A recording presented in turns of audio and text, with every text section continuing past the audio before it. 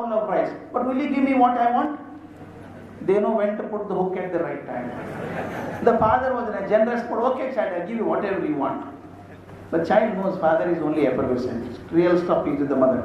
Mother was still angry, looking gurr. She said, Amma, you should also promise Ali. First eat, then I'll give you. The child wiped the tear and ate the entire bowl of rice. The father was feeling the agony of the child. He knows she doesn't like it. I don't know, she wants something, because of that she is eating it. She finished eating, washed her hands and mouth, drank water, came running to the father. Father was sitting on the sofa. Visualized the little child jumped on the father's lap. Children can be so beautiful when they want something from you. She put the little arms around the father's neck and then said, Papa, will you give me what I want? Father's heart sank. He has given in generous mood a blank check. Then told her, Amma, please remember your father is not a very rich man. Don't ask something costly. Ask something cheaper, I'll give you. Papa, it is very cheap. Go ahead, ask. I'll give you. Suddenly, child became conscious that everybody is watching her. Who were there in the house? Father, mother, and mother's mother. Everybody were curious to know what will the child ask now. She brought her mouth closer to the father's ear and said, Papa, tomorrow is Sunday. He said, yes, tomorrow is Sunday. Don't hesitate, ask. He said, then, will you take me to barber's place and get my head shaved? The father felt as though he put his hand in a 230-volt socket. Mother and the grandmother jumped up 3 feet in the air and said, what nonsense is that? Girl shaving her head? Not allowed, not allowed. Inauspicious. The father also reasoned, why do you want to shave your head, dear? You look so nice. He said, I want to shave. Why? I don't tell you. Then father said, you such a lovely face, long hair and beautiful face. You don't look nice with a shaven head. Nice or otherwise, I want to shave my head. Father said, sorry, I will not do it. The child started crying again and said, Papa, other day told me the story of Parishchandra and told me once you promise you should stick to it, and what I asked is not costly, also very cheap. Father looked at the opposition party and they said, okay dear, I'll do it. There must have been a Kurukshetra that night. Next day morning, he took the child to the barber's place, got her head shaved. She looking so funny. Next day she was ready to go to school. 6-year-old, lovely child, nice uniform, lovely backpack, water bottle, tiffin carrier and shaven head. Father took her in the car, dropped her near the school gate. Child went up to the gate and stopped. He could not see her. Go inside, he told her. The child said, no Papa, I'm waiting for my friend. Who is that friend? Let me also wait. He waited in the car.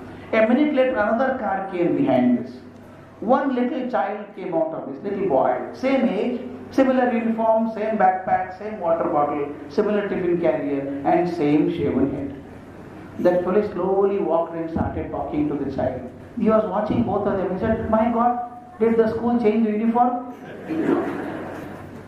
The lady who was driving the car behind came out to this man. She was crying. This fellow is not watching her at all, watching the two children. She asked, sir, is that girl your daughter? He said, yes, my daughter. She folded her hand and said, sir, she is not a child, sir. She is an angel. I don't know for how many births you prayed God to get an angel like your daughter. He was still not listening to her. Is that little fellow your son? He asked her. He said, yes, sir. Very interesting, Yesterday my daughter insisted that she should get her head shaved. I got it done. Now I find your son also has shaved his head. What is so special? And then looked at her. This lady who was crying earlier, when she heard this, she could not console herself. She sat down and started sobbing.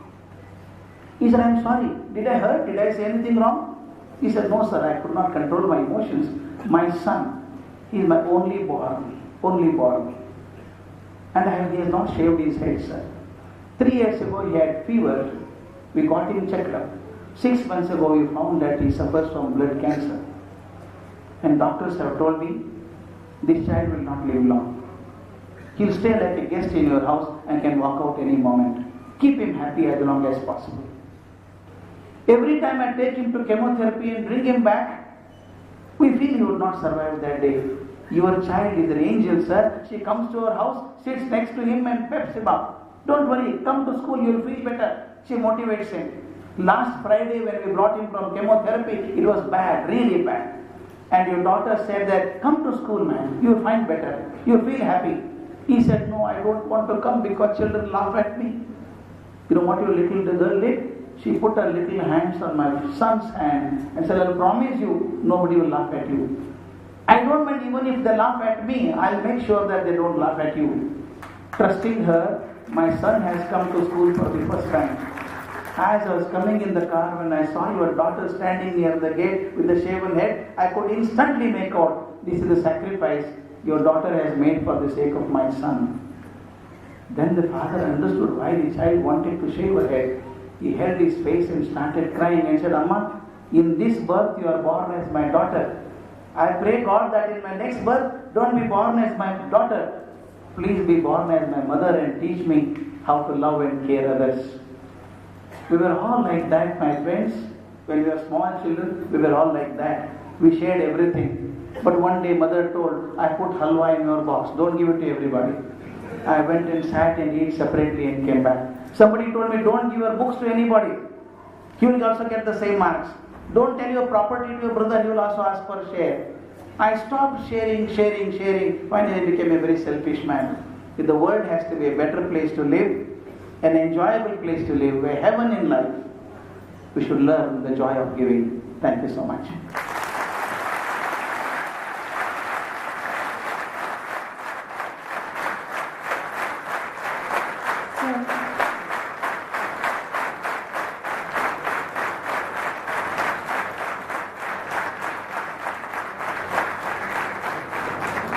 Sir, your words reminded